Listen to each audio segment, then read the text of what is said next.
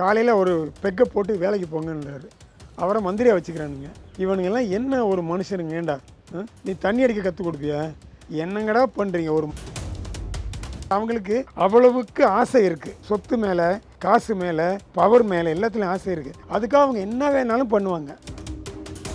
அவர் பாருங்க, அன்றைக்கி சூர்யா படத்துக்கு உடனே கையெழுத்து போட்டார். ஸோ இவங்க நிறைய வாட்டி பார்த்துருக்கீங்களா? கையெழுத்து போட மாட்டாங்க. எதுக்குன்னு தெரியாது எனக்கு. நான் நினைக்கிறேன் ஒரு சீஃப் மினிஸ்டர் ஒருத்தர் உட்காந்துருக்காங்க. அது ஜெயலலிதாவாக இருக்கட்டும், ஸ்டாலினாக இருக்கட்டும், யாராக இருக்கட்டும்.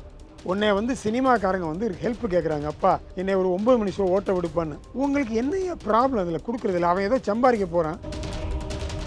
உனக்கு முடிஞ்ச நீ சம்பாதிக்க வேண்டியது தானே. நீ எதுக்கு அடுத்தவங்க காசுக்கு புறமப்படுற? யாருமே சம்பாதிக்கக்கூடாது. மக்கள் எல்லாருமே நம்ம ஊற்றுற கஞ்சியை தான் குடிக்கணும். காலையில் பிரேக்ஃபாஸ்ட் கொடுத்துருவோம், மத்தியானம் லஞ்சு கொடுத்துருவான். இவங்க தான் சொல்லி கொடுத்தாங்க நல்ல விஷயத்த, எப்படி லஞ்சம் வாங்கலாம் அப்படிங்கிறது எல்லாருக்கும், ஆல் ஓவர் இந்தியாவுக்கு. ஸோ அப்படி இருக்கிறவங்கெல்லாம் எனக்கு சங்கடமாக இருக்குது. அடுத்தவனு சம்பாதிக்க விடாமல் இவர் இந்த லோகேஷ் கனகராஜ் மாதிரி ஆளுங்களை சினிமா இண்டஸ்ட்ரிக்குள்ளே நுழைவிடக்கூடாது. ஏன்னா அவர் சொசைட்டியை கெடுத்துருவார். ஜஸ்டிஃபிகேஷன் இருக்குங்கிறதுக்காக நீங்கள் வயலண்ட்டாகவே படம் எடுப்பேன், என் வாழ்க்கையே வயலன்ஸ் தான் அப்படின்னா நீ எல்லாம் ஏன்டா வாழ்கிறேன்னு தான் கேட்பேன் நான். உன்னை எவனா ஒருத்தன் குத்துவான். யூத்துக்கு என்ன இன்ட்ரெஸ்டிங்காக சொல்கிறீங்க, ஒரு பொண்ணை டாவடிச்சா என்ன பண்ணுவேன்லாம் சொல்கிறீங்க. அதெல்லாம் எவ்வளோ நாளைக்கு அது வேகும்? மாடர்ன் ட்ரெண்டில் இப்போ இருக்கிறது ஓகே, டெலிஃபோனை வச்சுக்கிட்டு இது பண்ணால் அதை பண்ணால் மெசேஜ் அனுப்பிச்சாங்கிறது ஓகே. பட் எவ்வளோ நாளைக்கு அதே மேட்ரு வெந்துக்கிட்டு இருக்கும்? நிறைவான தருணங்கள் NAC ஜுவல்லர்ஸுடன். சம்மர் வந்தாச்சு. What's your plan for this holiday? GT Holidays, South India's #1 travel brand. Periyar Maniammai Institute of Science and Technology, Tanjavur. CSE with specialization in AI and ML, data science, cybersecurity and more. City Fox நேயர்களுக்கு வணக்கம். இன்னைக்கு நம்ம கூட தயாரிப்பாளர் மாணிக்கம் Narayanan sir இருக்காங்க. வணக்கம் sir. வணக்கம். எப்படி இருக்கீங்க சார்? நல்லா இருக்கு. சினிமாவில் ஒரு முக்கிய புள்ளியாக பார்க்கப்படுற ஒரு 2 பேர் பார்த்தீங்கன்னா கண்டிப்பாக கமல் சார் ஒருத்தங்களா இருப்பாங்க, ரஜினி சார் ஒருத்தங்களா இருப்பாங்க சார். ஆனால் இவங்க 2 பேருமே ஏதோ ஒரு விதத்தில், இப்போது ரஜினி சார் எடுத்துக்கிட்டோம்னா அவங்க பிஜேபி கூட ஒரு கான்டாக்ட் இருக்குது அவங்களுக்கு அப்படிங்கிற மாதிரி சொல்கிறாங்க. ஆனால் பார்த்தா திமுகவில் ஸ்டாலின் சாரோட ஒரு க்ளோஸ் ஃப்ரெண்ட், ஒரு 40 to 50 இயர்ஸ் நாங்கள் ஒரு ஃப்ரெண்ட்ஷிப் இருக்குது எங்களுக்குள்ள அப்படின்னு சொல்கிறாங்க. அப்படியே கமல் சார் பார்த்தீங்கன்னா அவங்க ஒரு கட்சி ஆரம்பித்தாங்க, ஆனால் திடீர்னு திமுக கூட கூட்டணி வச்சாங்க, MP சீட் வாங்கினாங்க, போயிட்டாங்க. பட் இப்படி ஒரு 2 பேருமே சினிமாவில் இருக்கிற ஒரு மெயின் கேரக்டர்ஸ் இப்படி ஒரு ஆட்சியில் ஒரு டிபெண்ட் பண்ணி இருக்கிறதுக்கான காரணம் என்னவா இருக்கும்னு நினைக்கிறீங்க? அது சுயநலம், அப்சல்யூட் சுயநலம். 100% உனக்கு என்ன வசதியோ அதை சொல்லிக்குவேன். இங்கிட்டு இருந்தால் இங்கிட்டு தவிக்குவேன், அங்கிட்டு இருந்தால் அங்கிட்டு தவி. யார் பவருக்கு வர்றாங்களோ அவங்கள போய் பார்த்துக்குவேன். இதெல்லாம் என்ன ஒரு சுயநலம்? இதை மக்கள் முட்டாள்கள் நம்புகிறாங்க. இதெல்லாம் இந்த ஸ்ரீலங்கன் ஜீனோசைடு நல்ல எக்ஸாம்பிளுமா. கலைஞர் கருணாநிதி இது இருந்தார், உண்ணாவிரதம் தான். கொஞ்ச நேரம் இருந்துட்டு அவரோ போயிட்டார். ஆனால் ஓட்டு வாங்குறது பூரா ஸ்ரீலங்கன் தமிழ்ஸை வச்சு, கொன்னது பூரா தமிழ்ஸை. கிட்டத்தட்ட எனக்கு தெரிஞ்சு 20,000 50,000 கொண்டு விட்டானுங்க. கொண்டு விட்டு இவங்க பவரில் சேர்ந்துக்கிட்டு எல்லாம் இல்லாத எனக்கு தெரியல. இது ரொம்ப கேவலமான ஒரு மேட்ரு. அவங்களுக்கு அது நியாயமாக தோணுது, நம்மளுக்கு அது நியாயமாக தோணலை. ஸோ நாம் மாறணுமா அவங்க மாறணுமா தெரியாது. அதாவது நீ மக்களுக்கு நல்லது பண்ணணும்னா நீ காமராஜர் மாதிரி இருக்கவே வேண்டாம், நீ நியாயமாக பண்ணுங்க. எப்போ அதாவது நீ எல்லாம் பண்ணி ஆனதுக்கப்புறம் கூட அநியாயம் தானே பேசுகிறீங்க. ஒன்று கூட மாறவே மாட்டேன்றீங்களே, ஏன் மாற மாட்டேன்றீங்க?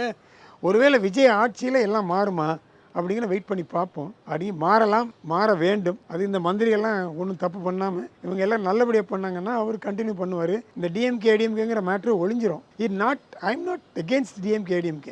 ஐ am against the persons who are running the party with so much of contradicting matters, fooling people all the time. மக்களை நீ முட்டாளாக்கிட்டே இருக்க.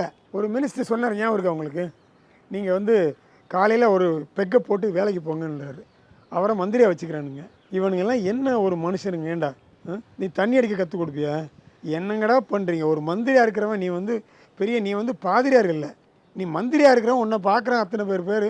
அப்போ நீ எப்பா குடின்னு ப்ரொமோட் பண்ணலாமா? நான் சொல்கிறேன், அதை ப்ரொமோட் பண்ணாதுன்றேன். சிகரெட் பிடிக்கலாம், தண்ணி அடிக்கலாம், ப்ரொமோட் பண்ணால் என்ன அர்த்தம்? உன் வேலையை நீ பாரு, உன் நல்லது பண்ணு மக்களுக்கு. அதை விட்டுட்டு குடிச்சிட்டு போங்கடா அப்படின்லாம் இதெல்லாம் ரொம்ப கேவலமான செயல். அவங்க கள்ளக்குறிச்சியில் இத்தனை பேர் செத்தான், அதை பற்றி அவங்க கவலைப்படலை. இப்போ யாரோ குழந்தை செத்து போச்சுன்னு உட்காந்து கண்ணீர் விடுறாருன்றாங்க. இதெல்லாம் கேவலமாக இருக்குது. அப்போ மக்கள்லாம் முட்டாள் அவங்க உறுதியாக நம்புகிறாங்க. எல்லோரும் முட்டாள் இல்லைம்மா, கொஞ்சம் பேர் அறிவாளி இருப்பாங்க. அவனுங்க ஓட்டை போட்டு தான் விஜய் கொண்டு வந்துட்டாங்க. இனிமேல் இவங்க நல்லபடியாக நடத்தி ஜெயிச்சாகணும். அதாவது மனுஷனோட அந்த ஒரு வலியை அதையே ஒரு பாலிடிக்ஸாக மாற்றி அவங்களோட வலியில் விளையாடுற ஒரு விஷயத்தை நம்ம ரீசெண்ட் டைமில் நிறைய இடத்துல பார்க்க முடியுது. அது அவங்கவுங்க மாறணுமா? என்ன பண்ணுற? அவங்களுக்கு அவ்வளவுக்கு ஆசை இருக்குது. சொத்து மேலே, காசு மேலே, பவர் மேலே, எல்லாத்துலேயும் ஆசை இருக்குது. அதுக்காக அவங்க என்ன வேணாலும் பண்ணுவாங்க. என்ன வேணாலும் லிட்டராக என்ன வேணாலும் பண்ணுவாங்க. அது வந்து ஒரு கீழ்த்தரமான மனித குணம். மனுஷன் முதல்ல மனுஷனாக வாழ கற்றுக்கணும். மனிதன் என்பவன் சக மனிதர்களுடைய இதை பார்க்கணும், வசதியை. அதை விட்டுட்டு நீ என்னாலும் பரவாயில்ல, எனக்கு மட்டும் 5000 கோடி 10,000 கோடி வந்துருச்சு அப்படின்னு அவனுங்க வந்து எதையாவது ப்ரீச் பண்ணிட்டு தலைவாங்கிறதுனால எல்லா மீடியாவையும் கண்ட்ரோல் பண்ணி இந்த மீடியாக்காரங்களும் போய் சல்யூட் அடித்து காசை வாங்கிக்கிட்டு எல்லாமே கேவலம். இந்த கேவலம் திருந்துமா எனக்கு தெரியாது, திருந்தணும். அண்ட் தமிழகத்தில் வந்து பார்த்தீங்கன்னா ஒவ்வொருத்தர் விஜய் சார் கிட்ட ஒவ்வொரு கோரிக்கை வந்து வச்சுட்டு இருக்காங்க சார். எங்களுக்கு இது மாறணும் அது மாறணும் அப்படின்னு நிறைய விஷயங்கள் கேட்குறாங்க. அதில் வந்து திருச்சியிலேருந்து ஸ்ரீதர்னு ஒருத்தர் வந்து கேட்டிருக்காரு. என்னன்னா, யார்கிட்டலாம் வந்துட்டு ரேஷன் கார்டு இருக்கோ அவங்க எல்லாரும் மாசத்துல ஒரு தடவையாவது அப்பப்போ ரிலீஸ் ஆகிற படத்தை வந்துட்டு கண்டிப்பாக பார்த்தே ஆகணும் அப்படிங்கிற மாதிரியான ஒரு கவர்மெண்ட் ஆர்டர் வந்துட்டு கொடுக்கணும் அப்படின்னு சொல்லியிருக்காங்க. அது வந்து ஆஸ் அ பர்சனாக எங்களுக்கு பார்க்கும்போது ஒரு வேடிக்கையாக இருந்துச்சு. இல்லை, என்ன இது வினோதமான ஒரு கோரிக்கை. அவர் போய் இப்படிலாம் ஆர்டர் போட முடியாது. அவர் இஷ்டத்துக்கு அவர் சினிமாவில் இருந்தார், சினிமா ப்ரொமோட் பண்ணணுங்கிறதெல்லாம் ஓகே. அவர் பாருங்க, அன்றைக்கி சூர்யா படத்துக்கு உடனே கையெழுத்து போட்டார். ஷோ இவங்க நிறைய வாட்டி பார்த்துருக்கீங்களா, கையெழுத்து போட மாட்டாங்க. எதுக்குன்னு தெரியாது எனக்கு. இப்போது இவருக்கு என்ன, நான் நினைக்கிறேன் ஒரு சீஃப் மினிஸ்டராக ஒருத்தர் உட்காந்துருக்காங்க. அது ஜெயலலிதாவாக இருக்கட்டும், ஸ்டாலினாக இருக்கட்டும், யாராக இருக்கட்டும். உன்னை வந்து சினிமாக்காரங்க வந்து ஹெல்ப் கேட்குறாங்க. அப்பா என்னை ஒரு 9 மணி ஷோ ஓட்ட விடுப்பான்னு. உங்களுக்கு என்ன ப்ராப்ளம் அதில் கொடுக்குறதில்ல? அவன் ஏதோ சம்பாதிக்க போகிறான், அடுத்தவன் சம்பாதித்தா உங்களுக்கு என்ன ப்ராப்ளம்? அவங்க சம்பாரிச்சு தான் போகட்டுமே. சரி, அடுத்தவனை சம்பாதிக்க விடாமல் நீங்கள் மட்டும் சம்பாதிக்கணும்னு நினைக்கிறீங்க. அதில் டெக்னிக்கலாக வேறு எதுவும் ஃப்ளா இருக்கா? கவர்மெண்ட்டுக்கு எதுவும் நஷ்டம் இருக்கா? கவர்மெண்ட்டுக்கு வருமானம் வரப்போகுது. ப்ரொடியூசருக்கோ இல்லை ப்ரொடியூசரை விடுங்க, தேட்டருக்காரனுக்கோ இல்லை ஹீரோவுக்கோ அது ஒரு அட்வான்டேஜாக இருக்குது. அதை ஏன் விடக்கூடாது? நீங்கள் அதையே நிறுத்தி நீங்கள் இத்தனை வருஷமாக எனக்கு புரியவே இல்லை. இவர் சூப்பராக பண்ணார், டக்குன்னு வந்தவனை கையெழுத்து போட்டு 9 மணி ஷோ நடத்திக்கினார். ஸோ அதனால் நான் என்ன சொல்கிறேன், எல்லாருமே பாசிட்டிவாக எல்லாருக்கும் ஹெல்ப் பண்ணால் என்ன ப்ராப்ளம்? அவர் யாராக இருக்கட்டும், ஜெயலலிதா இருக்கட்டும், ஸ்டாலினாக இருக்கட்டும், கலைஞராக இருக்கட்டும், ஒருத்தன் வந்து உதவி கேட்குறான். ஐயா உனக்கு நஷ்டம் இல்லை, உனக்கு என்ன ப்ராப்ளம் ஹெல்ப் பண்ணுறதுல? What you lose? ஒருத்தன் சம்பாதிக்கிறதுல உனக்கு என்ன ப்ராப்ளம்? நான் எத்தனை வாட்டி சொல்லியிருக்கேம்மா. இப்போது என்னுடைய கலிக்கு ஒரு இருக்காருன்னு வச்சுங்க, நான் என்னோட ஸ்கூலில் படித்தவர். அவர் ஒரு 5000 கோடி சம்பாரிச்சிட்டாருப்பா. நான் இவ்வளோ தான் சம்பாரிச்சிருக்கேன். நான் வந்து பொறாமப்படுறதுல பைத்தியக்காரத்தனமா இல்லையா? அது அவன் டேலண்ட்டு, அவன் சம்பாதிச்சான். உனக்கு டேலண்ட் இல்லை, எது ஏன் பொறாமப்படுற? அவனை சந்தோஷமா, வெரி குட், சந்தோஷம் சைட்டு ஜாலியாக இருக்க வேண்டியது. நீ இருக்கிற காசை வச்சுக்கிட்டு உனக்கு முடிய நீ சம்பாதிக்க வேண்டியது தானே. நீ எதுக்கு அடுத்தவங்க காசுக்கு பொறாமப்படுற? யாருமே சம்பாதிக்கக்கூடாது. மக்கள் எல்லாருமே வந்து நம்ம ஊற்றுற கஞ்சியை தான் குடிக்கணும். காலையில் பிரேக்ஃபாஸ்ட் கொடுத்துருவோம், மத்தியானம் லஞ்சு கொடுத்துருவோம், தண்ணி அடித்து தூங்க, உங்களுக்கு நாங்கள் காசு கொடுத்துறோம் மாதம். அதெல்லாம் என்ன எவ்வளோ கேவலமாக இருக்குது. இதெல்லாம் எல்லோரும் பண்ணாங்க. அதெல்லாம் ஐ தாட் எனக்கு ரொம்ப டிஸ்கஸ்டிங்காக இருந்தது. என்னடா இப்படி பண்ணுறாங்களே. மக்களை வந்து உழைச்சி முன்னேறுங்கடா. அதாவது தமிழ் குடி தான் கல் தோன்றி மந்தோன்றா காலத்தே முந்தோன்றிய மூத்த குடி. அதனால தான் இந்தியாவுக்கே லஞ்சம் வாங்குறது எப்படி, கரப்ஷன் அப்படியே சயின்டிஃபிக்காக சொல்லி கொடுத்தவங்களே டிஎம்கே தான். ஸோ நம்ம ஆளுங்க தான் கரெக்டாக சொல்லி கொடுக்குறாங்க. அவங்க திராவிடரா தமிழரா எனக்கு தெரியாது. I'm sorry to say. It's not that I want to criticise them, it's not that. But அவங்க வந்து இப்போ திருவாரூரில் இருந்தாங்க தமிழர்கள், இவங்க தான் சொல்லி கொடுத்தாங்க நல்ல விஷயத்த, எப்படி லஞ்சம் வாங்கலாம் அப்படிங்கிறது எல்லாருக்கும், ஆல் ஓவர் இந்தியாவுக்கு. ஸோ அப்படி இருக்கிறவங்கெல்லாம் எனக்கு சங்கடமாக இருக்குது. அடுத்தவனை சம்பாதிக்க விடாமல் நீங்கள் மட்டுமே சம்பாதிக்கணுங்கிறது நீங்கள் மாற மாட்டீங்களா? நான் சொல்கிறேன், 30 வயசில் இரு, அப்படி 40 வயசுக்கு 50 வயசு 60 வயசு வரையில் அடுத்தவனுக்கு சம்பாதிக்க விட்டால் என்ன ப்ராப்ளம் உனக்கு? நீ சம்பாதிக்கிற, அடுத்தவன் சம்பாதிச்சா உனக்கு என்ன ப்ராப்ளம்? அது எனக்கு வருத்தம் இருக்குது அதில். அண்ட் அதே சமயம் பார்த்தீங்கன்னா, இப்போது தமிழ் சினிமாவில் வந்துட்டு ஒரு நல்ல ஒரு ஃபீல் குட் லவ் ஸ்டோரியோ இல்லை வந்து ஒரு நல்ல ஃபேமிலி மூவியோ அதெல்லாம் பார்க்குறது கொஞ்சம் கஷ்டமாக இருக்க மாதிரி இருக்குது சார். ஏன்னா இப்போ டிசின்னு ஒரு ட்ரைலர் வந்து ரிலீஸ் ஆச்சு, லோகேஷ் சாரோடது. ஃபுல்லாக அடி சண்டை. லோகேஷ் கனகராஜ் என்ன, அவருக்கு என்ன தெரியும்னு நினைக்கிறீங்க? அவருக்கு வந்து வெட்டுறது குத்துறது தவிர எதுவுமே தெரியாது. அவர் வாழ்க்கையே வந்து எல்லாரையும் வெட்டணும், ரத்தம் வரணும் அப்படின்னு தான் இருக்கார். அவரை வந்து திருத்த முடியாது நம்ம. அவர் எனக்கு தெரியாது. அவர் தெரிஞ்ச டேரக்டராக இருந்தால் நானே கூப்பிட்டு பேசியிருப்பேன், சார் கொஞ்சம் நிறுத்துங்கன்னு. எனக்கு அவர் தெரியாதனால பேச முடியாது. மித்தவங்கெல்லாம் கொஞ்சம் பேர் எனக்கு தெரியும், ஒரு 10 பேர். பட் அந்த மாதிரி ஆளுங்களாம் நம்ம கூப்பிட்டு கூட பேசலாம். ஐயா நிறுத்துங்கய்யா, இது நம்ம தெரியாத ஆள்கிட்ட எப்படி பேசுகிறது? நான் அடிக்கடி அவரை பற்றி கமெண்ட் அடிச்சிருக்கேன். அவர் வந்து தமிழர்களுடைய வாழ்க்கையை மாற்ற ட்ரை பண்ணுறாரு. இந்தியாவில் எல்லாருமே வெட்டத்தான் வேணும், குத்தத்தான் வேணும். எவனும் வந்து நார்மலாக சாப்பிட்டு வீட்டில் இருக்கக்கூடாது. அருவா வச்சுட்டு அலைங்க, எங்கேயா அருவா இருந்தால் பண்ணுங்க, துப்பாக்கி சுடுங்க, சுட்டுக்கிட்டே இருங்க, வாழ்க்கையை எல்லாரையும் காலி பண்ணுங்கன்றாரு. ஸோ அவர் வந்து உலகத்தை அழிக்கிறதுக்கான வழியை கரெக்டாக பண்ணிகிட்ருக்காரு. அவர் எந்த அளவுக்கு இது வந்து எவ்வளோ தூரம் எடுத்துகிட்டு போக முடியும்னு நம்மளுக்கு தெரியும், அவருக்கு தான் தெரியும். மக்களாவது மாறணும், அவங்களுக்கு அறிவு வேணும். எவனாவது 10 பேர் ஏன்டா சுடுறதே போய் பார்க்காதீங்கன்னு சொல்லணும். எவனும் சொல்கிறதில்ல. See not that is my enemy, it's not that. But ஏன்டா ஒரு படம் எடுக்கிற ஒரு மீடியாவில் இருக்க நாட்டுக்கு நல்லது சொல்லவே மாட்டியா? நான் என்ன சொல்கிறேன், நீங்கள் எம்ஜிஆர் மாதிரி எல்லா போதனையும் பண்ண வேண்டாம். எல்லோரும் போதிக்கிறத மக்கள் கேட்க மாட்டாங்க. பட் போதனை நீ பண்ணலைங்கிறதுக்காக எப்போ பார்த்தாலும் வயலன்ஸே வைப்ப, ஒருத்தனோட வெட்டத்தான் வேணும், குத்தத்தான் வேணும், யாருமே வாழக்கூடாது, எல்லாருமே அடுத்தவனை அடித்து தான் வாழணும் அப்படின்னு அந்த அரசியல்வாதியோட கேவலமாக ஏண்டா இருக்கீங்கன்னு கேட்குறேன் நான். அது அசிங்கமாக இல்லையா? எல்லாருமே வெட்டணும், ஜெயிலுக்கு போகணும், அதுக்கு தான் இருக்கா ஜெயிலு? நம்மளாம் வாழ்கிறது டெய்லி செய்திக்கா போயிட்டு இருக்க முடியும். நம்மளாம் வாழணும். காலைல எந்திரிச்சோமா, பல்ல விளக்கிட்டு சாமி கும்பிட்றா கும்பல அடுத்த பிரச்சனை. ஏதோ சாப்பிட்டோமா, ஏதோ வேலை பார்த்தோமா, சம்பாரிச்சோமா, சந்தோஷமாக பிள்ளைங்களோட இருந்தோமா. அதை விட்டுட்டு பிள்ளைங்களுக்கும் கெட்டதை கற்றுக் கொடுத்து நம்மளும் கெட்டதாக அவ்வளோதான வெட்டி குத்தி சீப்பாக இருக்குது, ரொம்ப கேவலமாக இருக்குது. இவனுங்கெல்லாம் திருந்தவணும்னு நான் ரொம்ப ஆசைப்படுறேன். நீங்க கடைசியா பார்த்து உங்களுக்கு பிடிச்ச படம்னா என்ன சொல்லுவீங்க சார்? ஜெயிலர் தான். அதில் அதுக்காக வயலன்ஸ் இருந்தால் இல்லைன்னு கேட்காதீங்க. அதாவது வயலன்ஸ் வந்து நீங்கள் ஓரளவுக்கு வைக்கலாம், அது ஒன்றும் தப்பு ஒன்றும் கிடையாது. வயலன்ஸ் நிச்சயமாக அது ஒரு பார்ட் ஆஃப் த ஃபில்மை வைக்கலாமே தவிர வயலன்ஸையே வந்து தீமாக எடுத்துக்கிட்டு வேலை பார்க்கக்கூடாது. நீங்கள் அதில் ஒரு குடும்பம் இருந்தது, ஒரு நல்ல விஷயங்கள் நிறைய இருந்தது, கெட்ட விஷயமும் இருந்தது. நான் அவரை திலீப் கூப்பிட்டு பேசினேன் அவர்கிட்ட. அவர் ரொம்ப அப்ரிஷியேட் பண்ண ஒரு இன்டர்வியூவில் அவர் என்னை கூப்பிட்டாரு, சார் ரொம்ப நல்லா பேசியிருக்கீங்க, ரொம்ப நன்றினாரு. நான் வந்து படம் பார்த்து அடுத்த நிமிஷமே சன் பிக்சர்ஸ் தான் ஃபோன் அடித்தேன். இந்த மாதிரி படம் பிச்சு உதற போகுது பாருங்கள் படம்னு. நான் ஃபோன் பண்ணுற போது மணி 1 மணி 12:30 மணி தான் இருக்கும். 10 மணி ஷோ முடிஞ்ச உடனே அப்படி காரில் ஏறி உட்காந்தவொடனே அவங்களுக்கு தான் ஃபோன் அடித்தேன், செம்பியன் சாருக்கு. அந்த மாதிரி ஒரு நல்ல படம், குடும்பம் இருந்தது, வயலன்ஸ் இருந்தது. ஆனால் இவர் பண்ணுற அளவுக்கு வயலன்ஸ் அதில் இல்லை. வயலன்ஸ் இருக்கும், அதை ஜஸ்டிஃபை பண்ணணும். நீங்கள் எல்லா படத்துலையும் ஜஸ்டிஃபிகேஷன் இருக்குங்கிறதுக்காக நீங்கள் வயலண்ட்டாகவே படம் எடுப்பேன், என் வாழ்க்கையே வயலன்ஸ் தான் அப்படின்னா நீ எல்லாம் ஏன்டா வாழ்கிறேன்னு தான் கேட்பேன் நான். உன்னை எவனா ஒருத்தன் குத்துவான். அந்த ஒரு படம் எடுத்தாங்க பீமாவா என்னமோன்னு, நீ கத்தி எடுத்துனா கத்தியில்லாத சாவேன்னு அந்த படத்தில் இருக்கும். யார் ஒரு டேரக்டர் நான் மறந்துட்டேன். ஸோ அதனால் நான் என்ன சொல்கிறேன், violence is not the solution for life. ஆண்டவன் உங்களை எதுக்காக படைக்கிறான்? நீ வாழ்கிறதுக்காக தான் படிக்கிறான். நீ கல்யாணம் பண்ணால் எதுக்காக கல்யாணம் பண்ணுறான்? டைவர்ஸ் பண்ணுறதுக்காக கல்யாணம் பண்ணுறான். உன்னை வாழ்கிறதுக்கு தான் டைவர்ஸ் பண்ணக்கூடாது. நீ வாழண்டா ஒரு குழந்தையாவது பெறணும். நீ அப்போ தான் வந்து உலகம் வந்து உருளும். உலகம் உருண்டுங்க. இப்போ எல்லா லேடிஸும் வந்து நாளையில நான் பர்த்டே இது குழந்தைய பெற்றுக்கிறது இல்லை அப்படி முடிவெடுத்தா உலகம் என்ன ஆகும்? ஒரு 10-20 வருஷத்தில் உலகம் காணாம போயிடுங்க. ஸோ நீ வந்து உலகம் சர்வைவ் ஆகணும் அப்படின்னா நீ ஒருத்தனை அடிக்காமல் இருக்கணும். லேடிஸ் வந்து கல்யாணம் பண்ணி புள்ள பெறணும், டைவர்ஸே பண்ணக்கூடாது. இதெல்லாம் பண்ணுவாங்களா எனக்கு தெரியாது. அண்ட் வந்து அடுத்த தளபதி அப்படிங்கிற ஒரு போஸ்டிங்காக வந்து எல்லாருமே வந்து காத்துட்டு இருக்காங்க அப்படின்னு சொல்லலாம். அதில் வந்து சிவகார்த்திகேயன் அவர்கள் தான் அடுத்த தளபதி அப்படின்னு வந்து சொல்கிறாங்க சார். நீங்கள் அதை எப்படி பார்க்குறீங்க சார்? எனக்கு அவர் வேணுங்கிறா வேண்டாரா அதெல்லாம் விட்டுருவோம். அப்புறம் ஏன்னா நான் ஏதோ தப்பாக சொன்ன மாதிரி ஆகும். யாரோ தளபதின்னு சொன்னால் ஒத்துக்கணும் இருக்க போகிறாங்க. யாரும் நான் சொல்ல போகிறதில்ல. என்ன நான் சொல்ல போகிறதில்ல யார் தளபதின்னு. மக்கள் சொன்னாங்கன்னா இது ஆட்டோமேட்டிக்காக ஒரு பேர் ஆகிடும். அவருக்கு வந்து ஒரு படம் ஓடிச்சு, அமரன் ஒரு படம், அது வந்து பேட்ரியாட்டிக்காக இருந்தது, எமோஷனலாக இருந்தது. எல்லா படமும் அப்படி ஓடுமா எனக்கு தெரியாது. நானே அவரை வச்சு படம் எடுக்கொண்டு நிறைய பிரம பிரயத்தனம் பண்ணேன், அப்புறம் கான்டாக்டே பண்ணலை. அதனால் யாரை மக்கள் சொல்கிறாங்களோ அவர் தளபதியாக போகிறாரு, மக்கள் யாரை சூப்பர் ஸ்டார்னாங்களோ சூப்பர் ஸ்டாராக போகிறாரு. ஸோ இதெல்லாம் வந்து என் கையிலையோ உங்கள் கையிலையோ தனித்தனியாக கிடையாது. எல்லாருடைய collective opinion will take it up, அவ்வளவுதான். அண்ட் வந்து தமிழ் சினிமாவில் பார்த்தீங்கன்னா இப்போ ரீசெண்ட் மூவிஸில் ஒரு 100 நாள் ஓடின படம் அப்படின்னா வந்து அது வந்து எண்ண வேண்டிய கணக்கில் அந்த மாதிரி ஒரு படம் தான் இருக்குது சார். அப்படி பார்க்கும்போது லவ் டுடே தான் வந்து லாஸ்ட்டாக ஒரு 100 days ஓடின படத்தில் லவ் டுடே அப்படின்னு வந்து சொல்லலாம். அதில் வந்து பார்த்தீங்கன்னா பிரதீப் ரங்கநாதன் வந்து இன்ட்ரடியூஸ் ஆகிருப்பார். இப்போ வந்து நிறைய அவர் எடுக்கிற எல்லா படங்களுமே சேம் கைண்ட் ஆஃப் ஒரே தீமில் இருக்குது. நான் அப்போ சொன்னேன் ஒரு 2-3 படத்துக்கு அப்புறம் இவருடைய சந்தையில் வேகாது அப்படின்னு.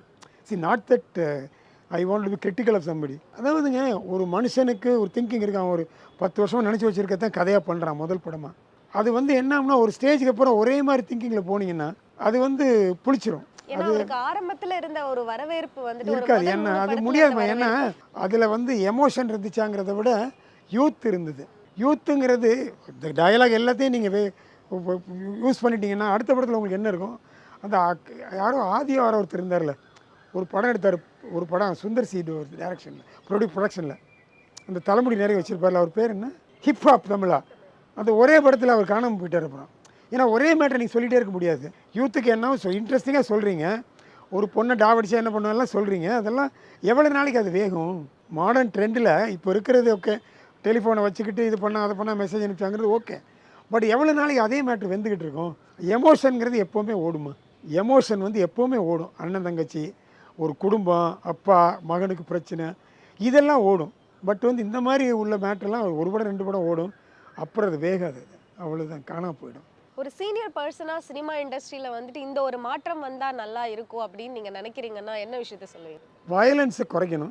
நான் சென்சார் போர்டில் இல்லை, அதை வந்து லாஜிக்கோடு வைக்கணும். இவர் இந்த லோகேஷ் கனகராஜ் மாதிரி ஆளுங்களை சினிமா இண்டஸ்ட்ரிக்குள்ளே நுழைவிடக்கூடாது. ஏன்னா அவர் வந்து சொசைட்டியை கெடுத்துருவார். எனக்கு வந்து நான் சாக போகிற காலம், எனக்கு வயசாச்சு. பட் என்னென்னா நம்ம முடிஞ்சால் உயிரோடு இருக்கல நல்லது பண்ணணும், இல்லை சும்மா இருக்கணும். நீ நல்லது பண்ணலை ஏன் கெடுதல் பண்ணுறான்றது என்னுடைய கேள்வி. அவருக்கு எனக்கும் ஒரு எதிரி கிடையாது. பட் இந்த மாதிரி படத்தை எடுத்து எல்லாரையும் சங்கடப்படுத்தி எல்லாரையும் வயலண்ட் ஆக்கி என்னடா பண்ணுறீங்க வாழ்க்கையில்? முதல்ல இந்த மாதிரி படங்கள் நிறுத்துங்க. டூரிஸ்ட் ஃபேமிலி மாதிரி ஒரு எமோஷன் உள்ள படங்கள். இப்போ பாருங்கள் திருஷ்யம் 3, இப்போ நீங்கள் கேட்டிங்க ஒரு படம் பிரதீப் ரங்கநாதன் படம் திருஷ்யம்ங்கிற ஒரு அருமையான படம். பார்ட் 2 வர ஓடிச்சு, பார்ட் 3 ஓடுதா கேட்டிங்களா? It will die down. அதாவது வந்து டவுன் த ட்ரெயின் தான். நீங்கள் ஒரு மேட்ரை ஓரளவுக்கு தாங்க சொல்லலாம், அதே மேட்ரை திரும்ப திரும்ப எவ்வளோ வாட்டி சொல்லுவீங்க? இப்போ முதல்வன்கிற படம் ஓடிச்சு, அதை வச்சு இத்தினோண்டு வேணால் மேட்ரு ஓடலாமே தவிர மறுபடியும் முதல்வன் எடுக்க முடியாது. இப்போ விஜய்க்கே ஒரு கைடன்ஸ் மாதிரி தான் அது. ஒரு சின்ன வந்து அவருக்கு ஒரு சின்ன guidance. I don't know whether he follows it. அதனால் என்னை பொறுத்தளவில் அந்த முதல்வனுக்கு சுஜாதான்னு ஒரு ரைட்டர் இருந்தார், சங்கர் சேர்ந்து பண்ணாங்க. அந்த மாதிரி இதெல்லாம் இந்த மாதிரி மேட்டர்லாம் வரணும். பாலிட்டிஷியன்ஸை கேள்வி கேட்கணும், இந்த மாதிரி பண்ணணும். ரிவல்யூஷன் வேணும். ஃப்ரெஞ்சு ரிவல்யூஷன் வந்ததெல்லாம் என்ன நடந்துச்சு எல்லாருக்கும் தெரியும். ஸோ ரிவல்யூஷன் அப்படிங்கிறது மனித குலத்தில் ஒரு சர்டன் இயர்ஸ்க்கு அப்புறம் வரும். அந்த மாதிரி ரிவல்யூஷன் தான் இப்போ டிஎம்கே ஏடிஎம்கே ஆரம்பிச்சுட்டு விஜய் வந்திருக்காரு. அந்த மாதிரி ஒரு மனுஷன் வந்து ரொம்ப அட்ராசிட்டி பண்ணான்னா ஒரு ரிவல்யூஷனை தான் கொண்டே விடாது. இங்கே வந்து ரிவல்யூஷன் வந்து பெரிய போராட்டம் இல்லாமல் சாதாரணமாக டெமோக்ராட்டிக் எலெக்ஷனை வந்து ஜெயிச்சுட்டார். சில இடங்களில் ரஷ்ய புரட்சி, பிரெஞ்சு புரட்சி மாதிரி வந்திருக்கும், வெட்டுறது குத்துறதுன்னு. அது வரல, நல்ல வேலையை நம்ம ஊரில். ஸோ அதுக்கு நம்ம எல்லாருக்கும் தேங்க் பண்ணணும், விஜய்க்கு தேங்க் பண்ணணும், சாஃப்டாக வந்து அரியணையில் அமர்ந்ததுக்கு. அண்ட் எஸ்ஏசி சார் கூட உங்களுக்குள்ள அந்த ஒரு ரிலேஷன்ஷிப் எந்த அளவுக்கு இருக்குது அண்ட் வந்து எப்போ வந்து ஸ்டார்ட் ஆச்சு சார்? மாண்புமிகு மாணவனில் ஸ்டார்ட் ஆச்சு. ஆக்சுவலாக எனக்கு அந்த படத்தை அவர் டைரக்ட் பண்ணுறதா இல்லை, பட் அவரை டைரக்ட் பண்ணணும்னு நான் ஒத்துக்கிட்டேன்னா அவர் ஒரு ரொம்ப டிசிப்ளினரியன்மா, வெரி டிசிப்ளின்டு பர்சன். அதாவதுமா ஒரு 7 மணி ஷூட்டிங் அப்படின்னா ஒரு 5-6 பேர் தான் சினிமா இண்டஸ்ட்ரியில் 7 மணி ஷூட்டிங் ஆரம்பிக்கிறவங்க. அதில் வந்து சந்திரசேகர், எஸ்ஏ சந்திரசேகர் வந்து 7 மணினா 6:55 ஷாட் வச்சுருவார். ஒரு டைம் சொன்னார்னா அந்த டயத்துக்குள்ளே முடிச்சுருவார். KS ரவிக்குமார், P வாசு, அந்த மாதிரி ஒரு 5-6 பேர் இருக்காங்க. டக்குன்னு சொல்ல தெரியல, மறந்துட்டேன் சில பேர். அவங்கெல்லாம் வந்து விக்ரமன், அவங்கெல்லாம் பிரச்சனை பண்ணாமல் படத்தை முடிச்சிருவாங்க. ப்ரொடியூசருக்கு கம்ஃபர்டபுளான ஆளுங்க. படம் ஓடுதா இல்லை அது அடுத்த பிரச்சனை. பட் ப்ரொடியூசரை போட்டு டார்ச்சர் பண்ண மாட்டாங்க. எராட்டிக்காக இன்றைக்கி ஒன்று நாளைக்கு ஒன்று பேச மாட்டாங்க. அதை வச்சபடி 50 நாள் ஷூட்டிங்னா 50 நாள் முடிச்சிருவாங்க. இப்போ கூலி படம் 52 நாள் ஷூட்டிங்னாரு, 50 நாள் முடிச்சிட்டாரு. நான் மீட்டிங்கில் பெருசாக பேசிட்டேன், என்னை பெரிய எல்லாரும் கட்டி பிடிச்சிட்டாங்க. ஏன்னா இந்த மாதிரி எல்லோரும் பண்ணாங்கன்னா சினிமாவுக்கு நல்லது. எனக்கு ஒருத்தர் எடுத்தார், முன்தினம் பார்த்தேன்னு 112 நாளைக்கு எடுத்தார். பெரிய டேரக்டர் அவர், அதாவது நாளைக்கு நான் ஹாலிவுட்டுக்கு மேலே போக வேண்டியவர் அவர். அந்த மாதிரி ஒரு டேரக்டரை வச்சு நான் ஒரு படம் எடுத்தேன், முன்தினம் பார்த்தேன். நான் படம் உட்கார முடியாது, காது கண்ணெல்லாம் கலண்டுவோம், மட்டமான படம். அந்த மாதிரி இருக்கிற போது இந்த மாதிரி ஆளுங்களும் நம்ம போட்டுருணும். சந்திரசேகர் வந்து அவ்வளோ டிசிப்ளின் ஆள். நல்ல பிளாட்ஃபார்ம் அமைச்சு விஜய் வந்து இன்றைக்கி அவர் வளர்ந்துட்டார், அவர் வயசாகிடுச்சு, 50 வயசு, அவர் என்னெல்லாம் சொல்லலாம். ஏன்னா 25 வயசுக்கு அப்புறமே அப்பா மகனுக்கு கொஞ்சம் திங்கிங்கில் வந்து வித்தியாசங்கள் வரும், எல்லா வீட்லேயும் நடக்கிறது தான். ஆனால் சந்திரசேகர் அமைச்சு கொடுத்த ஒரு அருமையான பிளாட்ஃபார்மை கரெக்டாக யூஸ் பண்ணிக்கிட்டார் விஜய். அவர் ஆரம்பத்திலேருந்தே என் மகன் சீஃப் மினிஸ்டர் ஆகணும்னு சொன்னவர், கலைஞர் காலத்திலேயே. ஸோ அதை அச்சீவ் பண்ணாங்க. ஸோ அப்பாவுக்கும் மகனுக்கும் நம்ம ரொம்ப சல்யூட் தான் அடிக்கணும். கண்டிப்பாக. ஏன்னா ஒரு ஸ்டேஜில் கூட சார் சொல்லியிருப்பாங்க, என்னோட பல நாள் கனவை வந்துட்டு விஜய் இன்னைக்கு எனக்கு நிறைவேற்றி கொடுத்துருக்காரு, அதனால் எனக்கு ரொம்ப பெருமையாக இருக்குது அப்படின்னு சொல்லியிருப்பார். அவங்க வந்து அது ஆரம்பத்திலேருந்தே ஒரு நல்ல விஜயை இன்ட்ரோடியூஸ் பண்ண விதம், அவரை சினிமாவுக்குள்ளே கொண்டு வந்தது, அவரை கொஞ்சம் கொஞ்சமாக ப்ரொமோட் பண்ணுது. எனக்கு வந்து ஆக்சுவலாக அவர் டைரக்ட் பண்ணுறதா இல்லை, பட் அவருடைய அந்த டிசிப்ளின்டு கேரக்டருக்காக அவர் சார் டைரக்ட் பண்ணிட்டு. ரெண்டாவது நான் நினச்சேன் 2 பேரும் ஒரே குடும்பம் இருக்கிறதுனால எனக்கு சேஃப்டின்னு நான் பார்த்தேன், என்னுடைய சேஃப்டி, அதை சுயநலம் தான், அதுக்காக பார்த்தேன். அது என்னை பொறுத்தளவில் விஜய் ரொம்ப ரிஸ்க் எடுத்து நடிச்சிருந்தார். நான் கேட்டேன், ஏன் தம்பி இவ்வளோ ரிஸ்க் எடுத்து நடிச்சிங்க, லாரிக்குள்ளெல்லாம் ஏங்க? நான் வந்து ஒன்றும் சங்கடப்பட்டேன் தம்பி, நீங்கள் பத்திரமா இருக்கணும், இந்த வயசில் இப்படி நடிச்சிருக்கீங்களே அப்படின்னு. சத்தியமாக நான் ரொம்ப ஜெனுவனாக வருத்தப்பட்டேன் விஜய்கிட்ட. வந்தபோது படம் சுமாராக ஓடிச்சுன்னு வைங்களேன். பட் எனக்கு படம் பெரிய கிட் ஆகலை, பட் ஓடிச்சு. எனக்கு சந்திரசேகர் மேலே எப்போவுமே ஒரு பெரிய அபார மரியாதை உண்டு. அவங்க அம்மாவுமே ரொம்ப நல்லவங்க, சோபா வெரி தரமான ஒரு lady. So I have a lot of respect. எப்படி நம்ம சிவகுமார் குடும்பத்தை சொல்கிறோமோ ரொம்ப நல்ல குடும்பம்னு, இவங்க மேலே எனக்கு கொஞ்சம் அன்பு மரியாதை உண்டு. அடுத்த இன்டர்வியூவில் இன்னும் பல விஷயங்கள் கேட்டு தெரிஞ்சுக்கலாம். அதுவரை நன்றி சார், தேங்க்யூ. நிறைவான தருணங்கள் என்ஏசி ஜுவல்லர்ஸுடன். சம்மர் வந்தாச்சு. What's your plan for this holiday? GT Holidays, South India's #1 travel brand. Periyar Maniammai Institute of Science and Technology, Tanjavur. CSE with specialization in AI and ML, data science, cybersecurity and more.